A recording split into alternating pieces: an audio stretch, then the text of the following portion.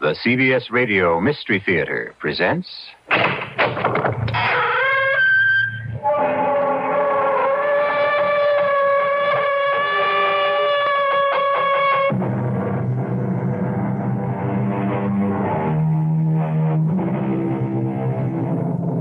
Come in. Welcome. I'm E.G. Marshall. Most people look upon their own everyday lives as being routine, without much excitement. But that shouldn't stop anyone from having an active imagination. This is why we make our escape from the humdrum with stories of adventure, mystery, and murder. Another mental activity most people enjoy is fitting together the pieces of a puzzle. The stranger the shapes, the more challenging that puzzle becomes. Our present puzzle concerns a young man who is called upon to use all his wits in figuring out the whereabouts of a string of deadly pearls.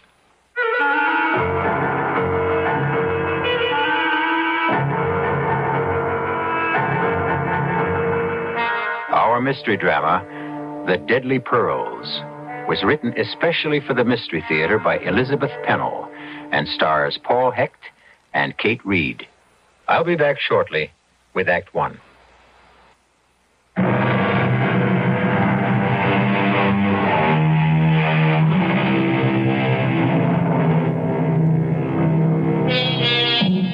Although the FBI and the Honolulu police were in on the case, because of certain peculiar circumstances, it was important that the criminal be apprehended by a private investigator.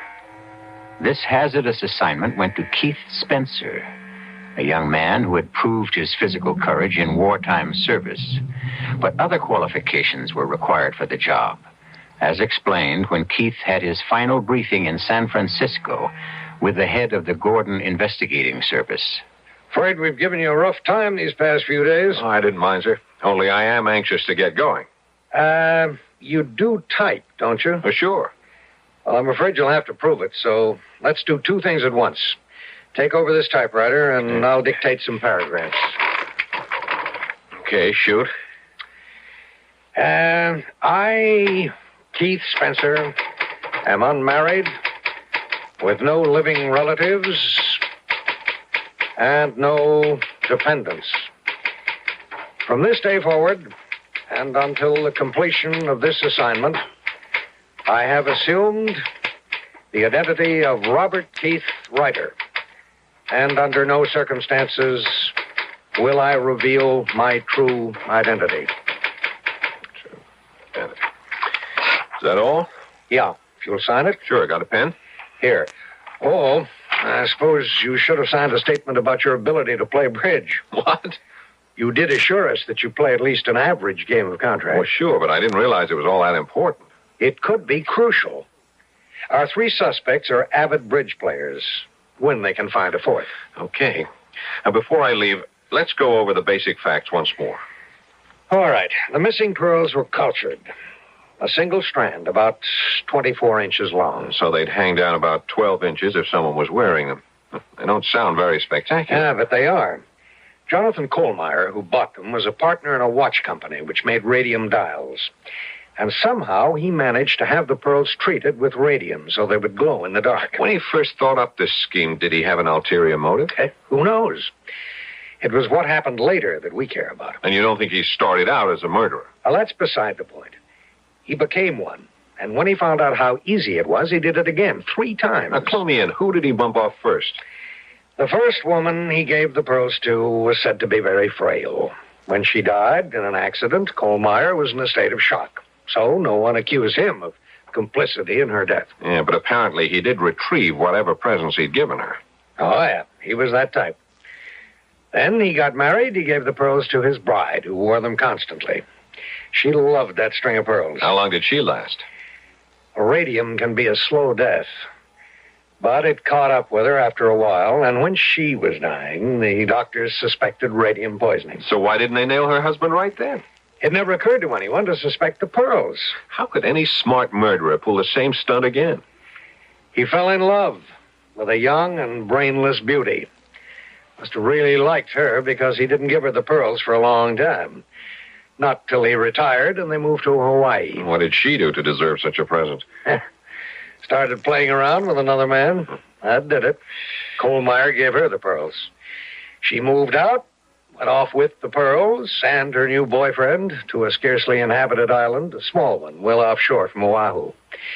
And when she developed an unexplained malady, the boyfriend left her. Big-hearted guy. Well, after her death, there was an autopsy. And this time, no question, radium poisoning. Now, why didn't the police move in and confiscate the pearls? There were no pearls to be found. Now, isn't it possible that Kohlmeyer had been there and gotten them? No way. Kohlmeyer committed suicide without returning to the islands. Without a confession about what he'd done? Good Lord, no. He was a respected businessman. Now, you think the pearls are still on the island? We're sure of it. But more than that, Keith, we've narrowed down to 3 people who lived nearest the cottage where the last victim died. So my job, then, is to make friends with these 3 people and find out quietly which one of them has the deadly pearls. Well, you make it sound too easy. Each of these people is highly eccentric. The few people who come and go from that island are under constant surveillance. Including me. Naturally. The pearls were usually kept in a narrow box. It looked like an ordinary jeweler's box, but it was made of lead. Protection against the radium, of course. Means it would be heavier than most boxes that size. Well, that makes it seem more elegant. The box is covered with purple velvet and lined with satin. How original.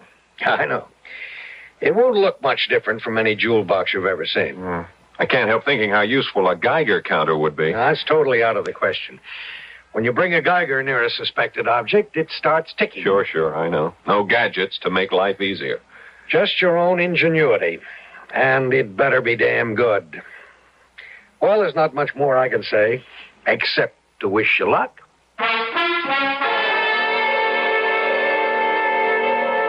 I did my homework, and the more I read about those 3 characters on the island, the more curious I was to meet them. The Honolulu police cleared me, and then I was completely on my own with a photograph of the cottage and a map that showed how to find it. I was given a putt-putt stocked with a supply of canned goods, stowed the typewriter and duffel bag, and at last I was off. It was a cloudless day, and I found the beaching cove on the island without any trouble. You couldn't see the cottage from the beach, but I knew how to follow directions. Lugging my big canvas bag, I headed up a steep and winding path. And there it was, a neat, modern cottage with an enormous deck from which there must be quite a spectacular view. But I had a spectacular view myself just then, because on that deck was a dazzling blonde. Obviously sunbathing. She sprang to her feet in all her glory, and I would have been speechless, except I knew I couldn't be. Who the hell are you? This is the Kohlmeyer cottage, isn't it? What business is that of yours? I'm the new tenant. This place is not for rent. No, that's right, not anymore. I've signed the papers. It's mine, for at least a year. Who are you? Oh, I'm sorry. How rude of me not to introduce myself. I'm Robert Keith, a writer in search of a quiet place to hang a typewriter. I don't believe you. The last thing we need around here is a writer. Lady, I am planning to live here. Not if I can help it. Okay. I've answered your questions. How about answering one for me? Who are you? None of your business. Since you claim the house is yours, I see you open the door. That's just what I was about to do. I understand it takes 2 keys, and here they are, both of them. Where'd you get those keys? Now, do you believe me? Big deal. You opened the door. And now I know who you are. You're a policeman. They sent you here to spy on us. Well, I'm not going to stand for it. When the supply boat comes around tomorrow, I'll send a message back to my lawyer. No penny anti-flunky is going to be spying on me. I assure you I'm not Don't going bother to unpack your things, Robert Keith, because tomorrow... Really, Miss... Mrs. Walsh. Mrs. Barbara Walsh.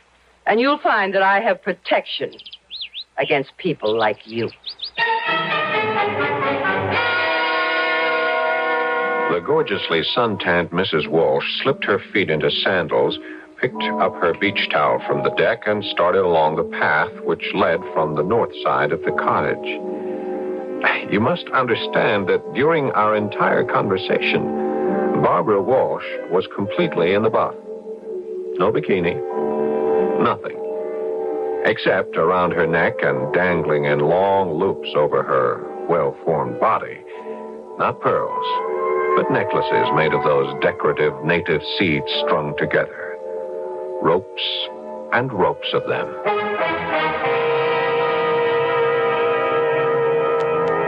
Robert Keith may have thought he was prepared for anything, but this introduction to his new home was an unsettling experience he hadn't counted on. He has now had a most revealing look at one of the three suspects. We'll be there for his encounter with the others when we return shortly with Act 2.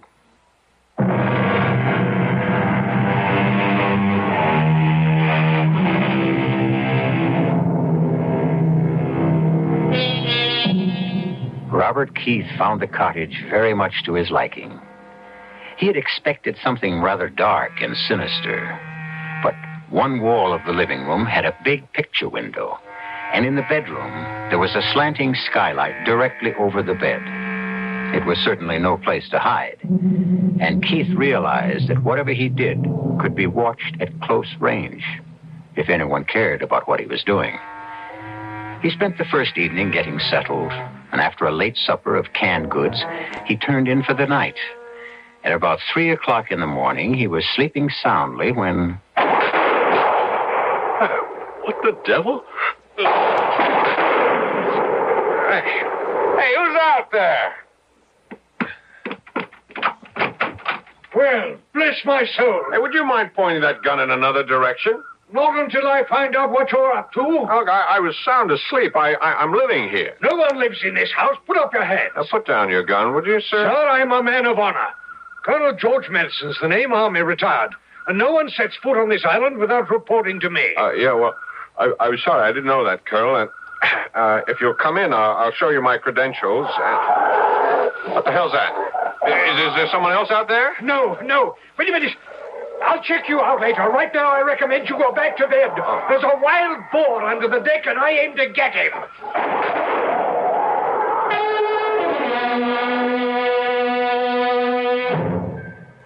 When the sun came up, it was another cloudless day. And after breakfast, I decided to pay a visit. Not eager to encounter either the gun-happy colonel or the wild-eyed lady with no clothes, it seemed wise to seek a formal introduction to the third island resident. The path to her property was overgrown with luxuriant shrubbery, but it opened up into an area dotted with palm trees surrounding a small stone house.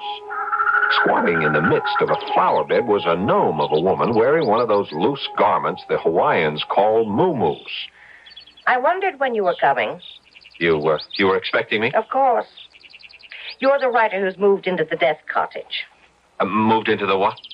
Oh, surely the rental agent told you that the 3 former tenants died there. I think you're just trying to frighten me, but I don't scare easily. You're very sure of yourself, aren't you, Mr. Keith? Well, you know my name. Well, since we're going to be neighbors, perhaps you'll tell me... I'm Nora Babcock. And if you'll help me up, we'll go to my porch where the coffee's perking. I assisted Miss Babcock to her feet. The aging body was stooped and slow-moving, and her hands were badly crippled, yet she used them capably to pour the coffee when we were seated at a wicker table on her porch. Oh, yes, Mr. Keith. I've lived on this island for a long time. That house was just a shack when the poor man, a writer like yourself, was stabbed to death in a ghastly pool of blood. The cottage was rebuilt before an unfortunate woman was strangled there. And then it was fixed up with all that glass to let the sun in. But nothing could save the last dear lady who simply wasted away. Well, here's hoping I'll have better luck. That depends. When were you born, Mr. Keith? You mean what year? No. The date. The day. The hour. Oh, I was born in August. 14th of August. Oh. You sound disappointed. You certainly don't look like Leo. The Lion. And I would have thought that a writer... but no matter. There may be other factors. You belong to the northern sign of the zodiac. The middle point of the magnet of the fire triplicity. Is that a fact? Oh, you'd better not laugh at me, Mr. Keith. I'll tell you right now that you and I are destined to be enemies. You belong with Sagittarius, Libra, or Aries. Oh, come on, Miss Babcock. I'm really not so bad. Now tell me about your sign. I'm Gemini, the positive people of the air triplicity. You mean air and fire don't mix? Dangerously, Mr. Keith, very dangerously. Your sign is governed by the sun, and your gems are carnelian and sardonyx. I wouldn't know a sardonyx if I stumbled over one. My governing planet is Mercury. Emeralds, moonstones, and pearls are my sign. And I have a very special affinity for pearls. Mrs. Walsh had obviously passed along word of my arrival, which was why the colonel had come trying to flush me out, and the reason Miss Babcock knew my name and occupation. So that afternoon, I became a spy, hidden in the underbrush with binoculars trained on the three of them walking along the beach. I was darn sure they were planning some strategy to get me evicted. Then Colonel Madison left the two ladies and headed up the trail toward my house. I went quickly to the typewriter and pretended to be busily at work. There, Mr. Keith. I hope I'm not disturbing you. Beautiful day, isn't it? Yes, that it is. How are you, Colonel? Oh, couldn't be better. Say, I'm sorry about last night. Wouldn't want you to think we're not hospitable around here. Do you mind if I sit down? No, please do. I was beginning to feel like an outcast. I gather you've met the ladies. Yes, they didn't exactly give me a warm welcome. Pay no attention. Batty old Babcock won't be a problem. She's usually off in outer space, talking to the stars. I gather she's hipped on astrology. Oh, mad as a hatter, even though she does play a good game of bridge. You say you're also acquainted with Barbara Walsh? If you mean, have I had a good look at her, you're darn right. Stunning, isn't she? You said it. Well, look, tell me, Colonel, what's a woman like that doing all by herself way out here? Oh, but if this were a British colony, I'd say she's a remittance woman. She's being paid to stay away? Yeah, being paid very well. The big man in her life is a mafia type. They nabbed him. My guess is the family's afraid she'll talk unless she's kept well out of the way until he's released from jail. What's he in for? Oh, drug traffic, I don't know. Dealing in stolen goods. Let's talk about you, Mr. Keith. You writer fellows interest me. What's your special subject? I'm a novelist, science fiction sometimes, but mostly light stuff. Know anything about pearls? No, not much. How'd you like to come over to the other side of the island and watch the pearl divers? Pearl divers? Here? Oh, well, it's not like Ceylon or the Sulu Sea, but they go through the motions here twice a week during the season. Occasionally they come up with a creditable pearl.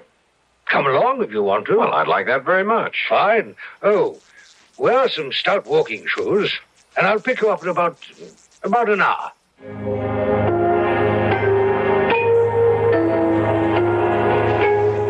The colonel arrived in his old army uniform carrying a sturdy walking stick. We started off on a barely marked trail, and I marveled at the beauty of the place with its lush flowers and brightly colored birds. Not that way, Mr. Keith. We take a sharp turn over here. Go up the hill. Just a minute. This island must be more populated than I thought. I hear music. Oh, it's just Barbara Walsh with her radio going. She has it on all day long. That or a stereo. Come along. Get ready for a steep climb. The path went straight up, and I had to scramble to keep the colonel from getting too far ahead. But quite suddenly, all the lush greenery ended, and we came out on a rocky promontory overlooking the sea. We made it. That's quite a view. Now, you see those small boats way out there? Yeah? Those are the oyster fishermen. The flat-bottomed boats are dragging nets. Uh-huh. And from those kayak-looking things, You may be able to see the young men diving. Won't they come closer to shore? No, not much closer. It's too treacherous for the tides are running as high as they are today. Go on. Out on that big rock so you can get a better look. Is it steady? Oh, like Gibraltar. Go on, Mr. Keith, out further. Don't be afraid. Watch your step, Mr. Keith. Hey. Oh, merciful heaven. Help me, Colonel! Help me! Hang on, Keith, hang on. I'm trying to get a foothold. Here. Grab my walking stick. I grabbed the stick because I had to, even though I knew it was the same stick that had been pushed into the middle of my back just a moment before.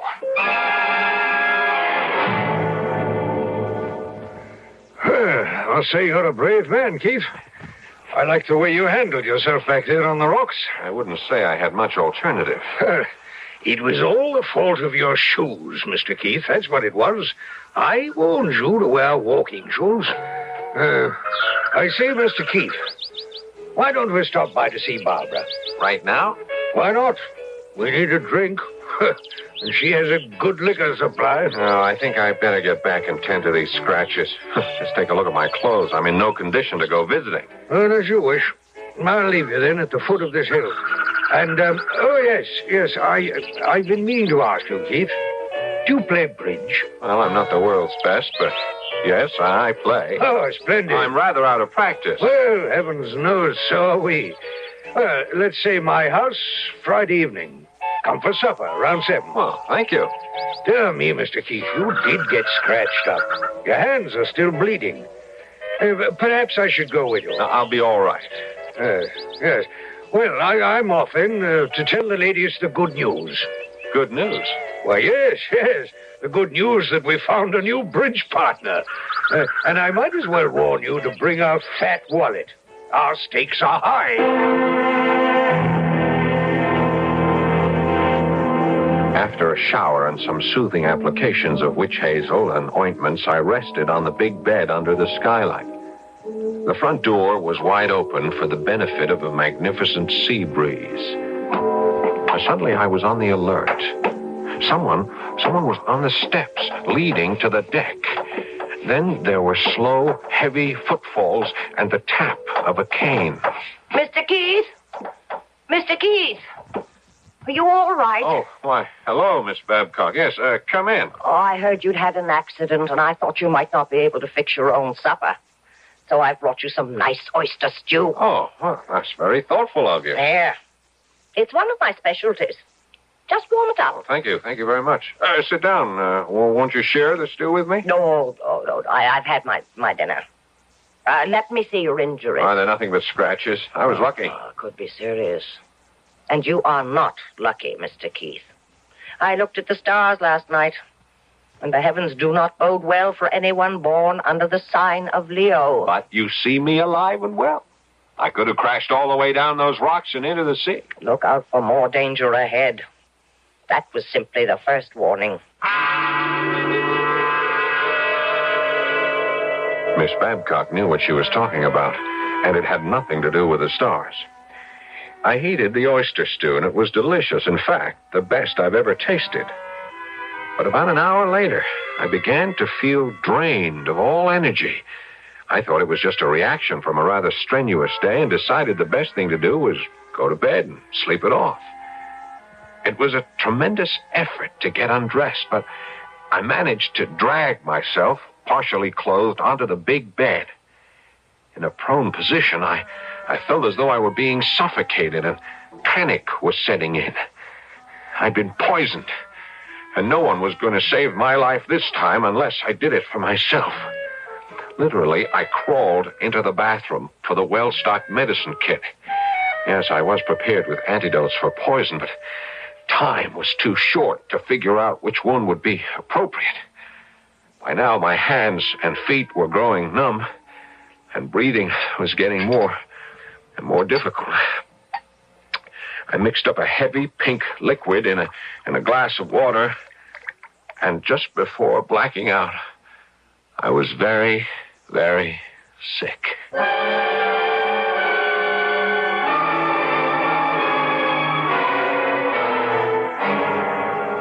came to, I was lying on the bathroom floor, weak, but grateful to find I was still alive.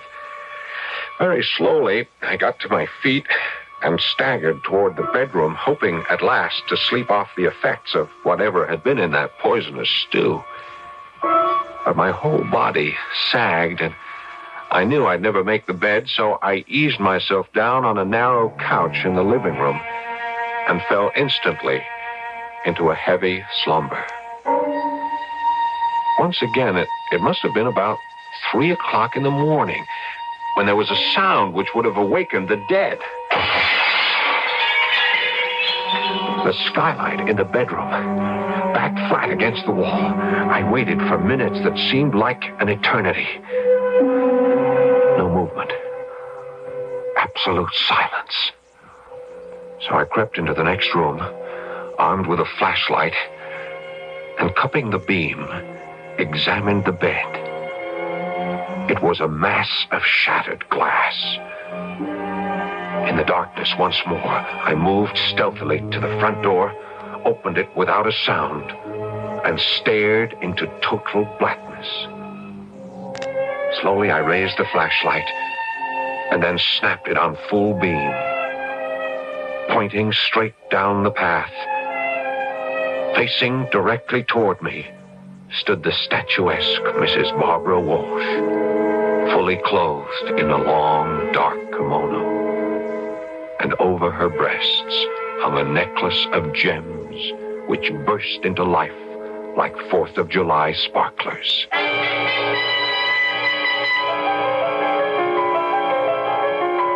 I must warn you not to jump to conclusions. If you imagine that Mrs. Walsh was wearing the stolen pearls, think again. Diamonds are the jewels that glitter when exposed to light.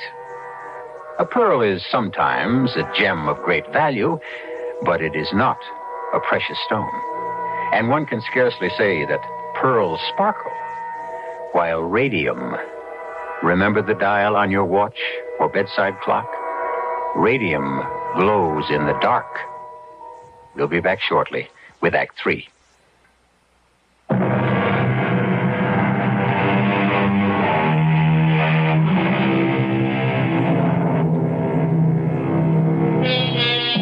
Mercifully for Robert Keith, the next 2 nights and 3 days were totally uneventful. He dozed in the sun, occasionally pecked at the typewriter, and did a great deal of thinking.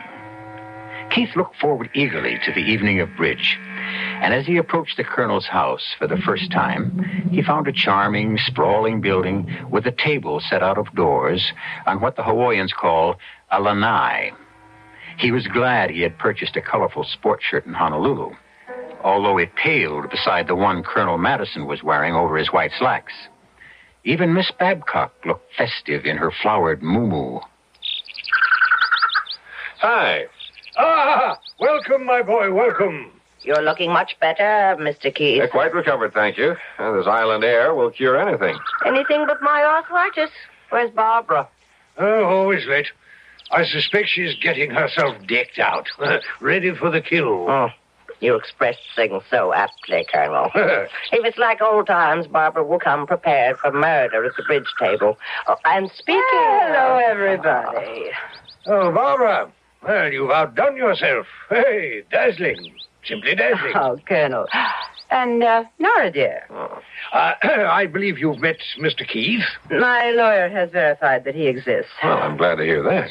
Mr. Keith, you may have the right to live on this island, but that doesn't mean that I have to love my neighbor. No, Barbara. However, since we have so little opportunity for social occasions, I propose we declare an armed truce. But I'm not at war with you, Mrs. Walsh. Speak for yourself.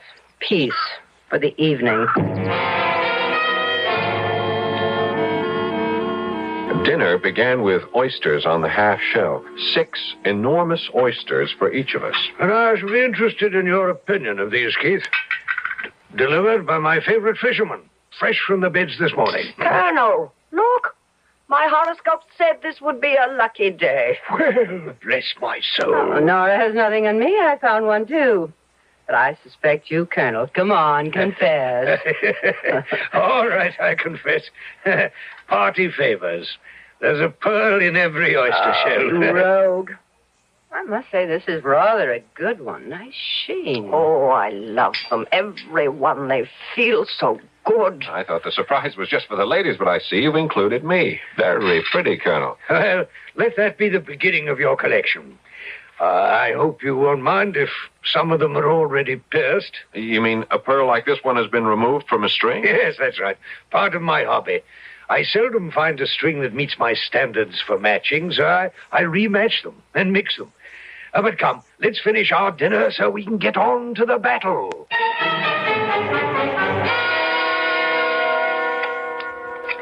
Afraid I'll have to pass. I say 3 no trump. Well, 4 hearts. 5 no trump. Barbara, do you have a ring on every finger? Only on 8. Oh, I wish I could wear them. With my poor crippled hand. Oh, shut up, Nora. You're just trying to distract me. I have a contract to make. It was a cutthroat game, no question about it. Only, strangely, we were quite evenly matched. We played 3 rubbers, so I had my chance with each one as a partner. By this time, we were on a first-name basis. Well, that's it. And as usual, top honors go to the ladies. In points, let's see. Barbara's first, then Nora, followed by Bob, and as is proper for a gracious host, I'm last. It'll take a minute to figure out who owes what here. I think the prize should go to Robert and me for that last small slam.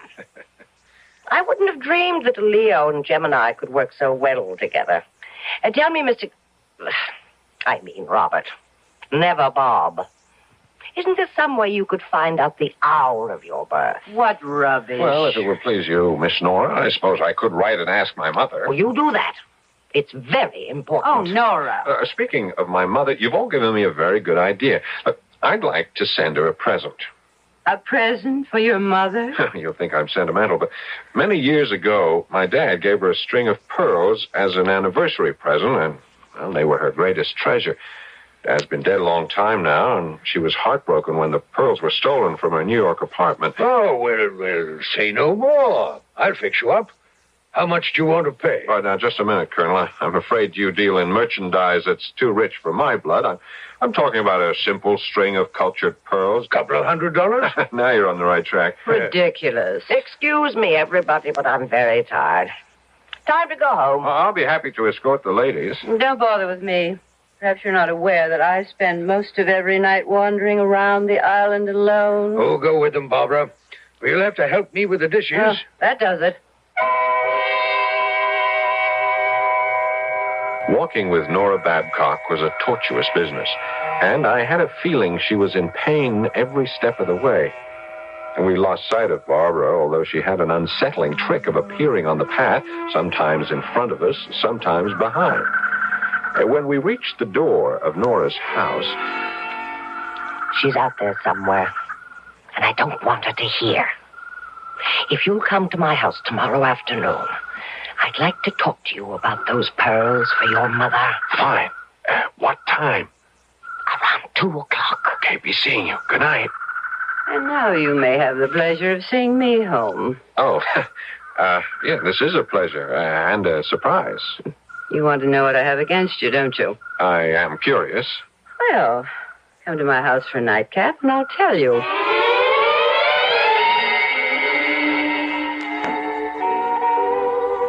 What do you think of my pad? Exotic luxury. You writers have a way with words. But you don't fit the pattern. And what pattern is that? Novelists, I despise them. Oh, come on. We're no different from anyone else. My husband was. A woman hater who wrote about women and knew nothing about them. Oh, that man crucified me in his books. I know, you're different. I could tell from the way you talked about your mother. Come over here. Sit on the couch. That's better. Hold my hand. You know, it's been frightfully dull around here. Pretty hands. But don't your fingers get tired under all those rocks? Take the rings off. It'll make you feel any more comfortable. Let's see. Rubies, diamonds, sapphires. Suppose you'd never stoop to wearing something as simple as a pearl. On the contrary, my most prized possession, I own a string of priceless pearls. Over there in that velvet box. May I see them? I don't put them on display for just anybody. If you're a good boy, I'll show them to you. Here, let me freshen your drink. You have some fascinating things in this room. That Buddha, for instance. It's carved from jade. And, are these the pearls? Put down that box. Oh, you said you'd show them to me. But it's locked, and I have to get the key. Oh, yes, Bob. I said I'd show you the pearls. If you're a good boy. And I will. Tomorrow morning. After you spent the night.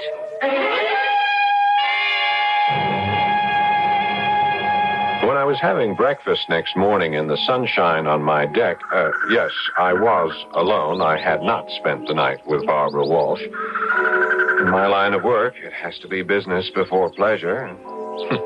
There was no need to accept a bribe. You see, when I picked up that purple velvet jewel box, it was light as a feather. But, as I was saying, while eating breakfast... Well, good morning. You're a late riser. Yeah, I went to a big party last night, Colonel. Come on, have a cup of coffee. I brought you something.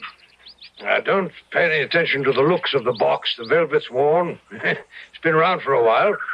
It's what's inside that counts. I'd be glad to sell you the pearls. Open the box. Oh, they're beautiful. But these are not the ones we were talking about last night. I mean, this is a double strand. Obviously far more expensive. I know. They can be sold for several $1,000s someday. But my price to you still stands. Oh, no, Colonel. I just can't accept it. My good man, I'm offering you the kind of bargain that comes once in a lifetime. But it'll never do for my mother. Don't you have something else? Yes, of course I do. I thought I owed you a favor. Oh, you owe me nothing. Now, please, Colonel, if you'll let me go to your house, perhaps you could show me another string that would be... I'll show you nothing right now. Good morning, sir. The Colonel stopped off, and I knew I would have to change my approach if I wanted to look at his collection. And I'd think about that later, because my next appointment was with Nora Babcock. Come in, Robert. Didn't we have a good time last night? You can be my bridge partner anytime. That's very sweet. I meant to ask you, how did you like my oyster stew? Oh, the taste was superb, but... Didn't it help you to go to sleep? Look, I'll level with you, Miss B. You put something in that stew, didn't you? Oh, the usual dash of chili sauce and plenty of rich cream. No. I mean something bad. I don't understand. That stew made me deathly ill. Why, I wanted you to sleep well after your accident, so I did put in a drop or two of my sedative. The kind that helps me. From one of those bottles. Perhaps it shouldn't have been combined with the seafood. Yeah, perhaps. I thought you were trying to poison me. How could you have such thoughts about a poor old lady? I take them all back. When is your mother's birthday? Oh, it's in June. Like yours. Oh, I knew it. My pearls were a present, and nothing would please me more than giving them to a Gemini. Oh, that's very generous of you, but Please, get the pearls for me, Robert. On that cabinet over there. Okay. You'll find the box is rather heavy. You say these pearls were given to you? Yes, by the dear lady who lived in your cottage. I took care of her, poor thing. And before she died, she gave me her dearest treasure. Open the box and tell me what you think. I think they're perfect. Oh, you don't know the best part. These pearls have a magical quality.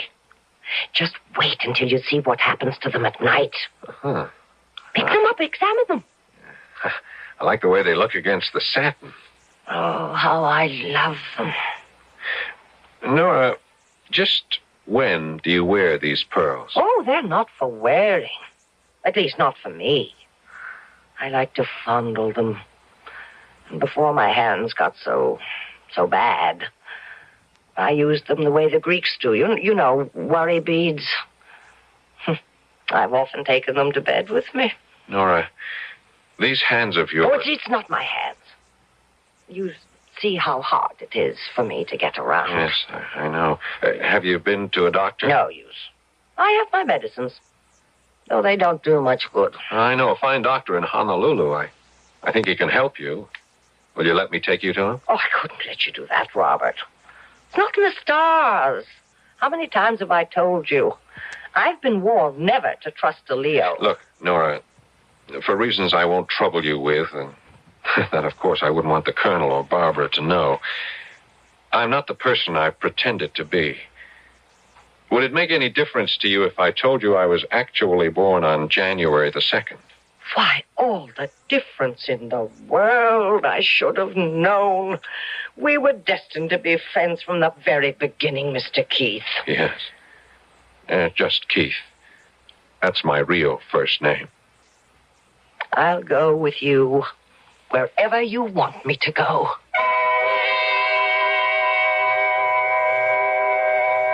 Case closed. Miss Babcock's destiny was not written in the stars, even though she went to her grave believing it was.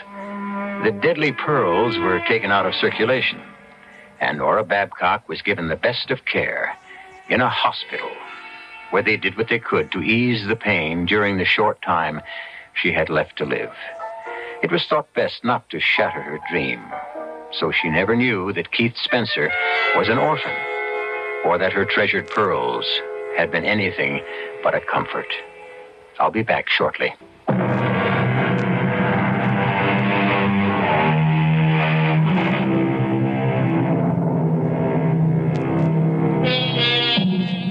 Keith Spencer found a good deal more on that island than the missing pearls. He stepped into the lives of 3 people whose philosophies did not agree with his, yet with each he had at least one point of mutual understanding. Our mystery was solved with the apprehension of a victim rather than a culprit. Our cast included Kate Reed, Paul Hecht, Grace Matthews, and Kurt Benson. The entire production was under the direction of Hyman Brown. This is E.G. Marshall inviting you to return to our Mystery Theater for another adventure in the macabre. Until next time, pleasant dreams.